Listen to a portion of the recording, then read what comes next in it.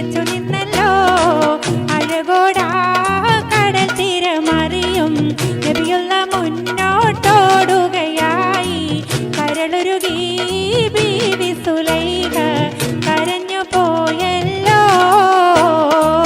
ഒരു നാളിൽ ചെറുപ്പത്തിന്റെ ശരീരം തലമിട്ട മലറി യൂസുഫ് നബിയെ കൊതി വലുതായി പാഞ്ഞു പിടിച്ച് കിതച്ചു നിന്നല്ലോ.